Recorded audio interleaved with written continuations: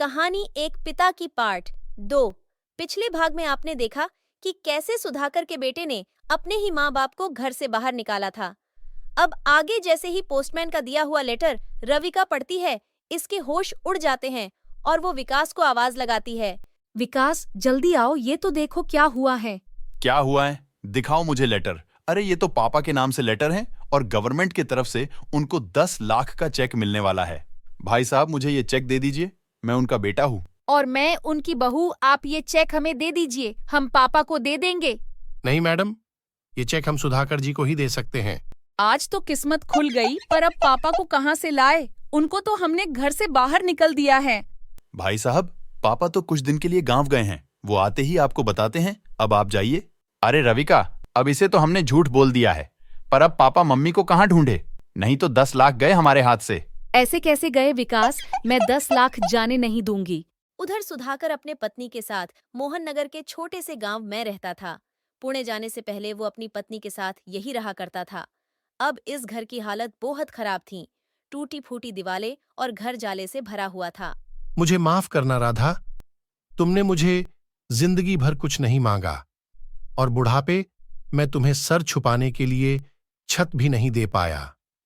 तुमने पूरी जिंदगी भर घर और बच्चों को दिया, पर आज हमारे ही बच्चों ने हमें खुद से दूर किया।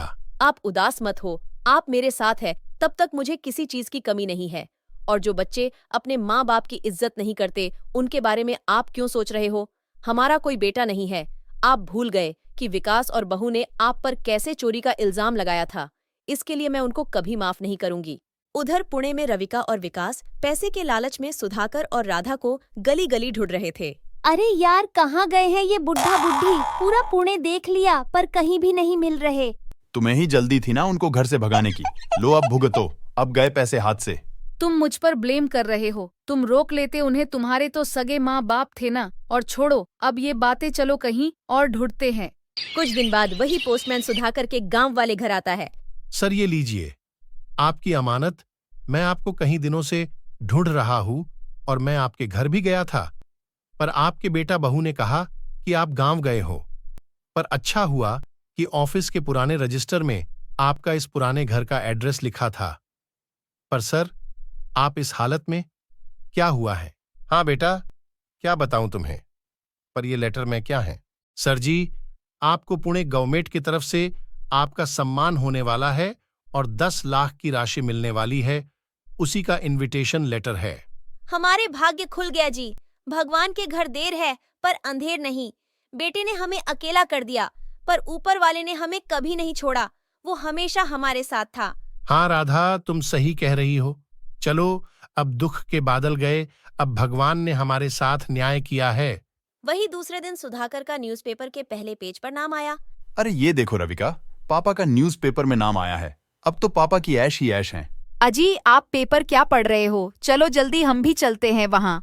तुम पागल हो गई हो क्या? मम्मी पापा हमें खड़ा भी नहीं करेंगे वहाँ। तुम पैसे की बात तो भूल ही जाओ। अरे 4 आंसू बहा देना। बेटे बहू के आंसुओं से माँ बाप का दिल पिघल ही जाता है। माफी मांग लेंगे और क्या, और वो हमें माफ कर देंगे। तुम सही कह रही हो, चलो हम चलते हैं। उधर सुधाकर का सत्कार समारोह चालू हो गया था। सब लोग बेसब्री से सुधाकर का वेट कर रहे थे। वही स्टेज पर आते टाइम सुधाकर और राधा बेटा बहू को देख लेते हैं, पर उन्हें नजरअंदाज करके स्टेज पर जाते हैं। सुधाकर जी, आपकी लिखी हुए परिवार बुक कहीं चर्चा में है और हाथ तो हाथ बिक रही है। अपने किताब में जिस परिवार का जिक्र किया है, वो कहीं आपका परिवार तो नहीं? आपके किताब का जो कैरेक्टर है, कहीं वो खुद आप तो नहीं? मेरी बुक हर घर की कहानी को दर्शाता है। हमारे समाज में हर घर में आपको सुधाकर मिल जाएगा।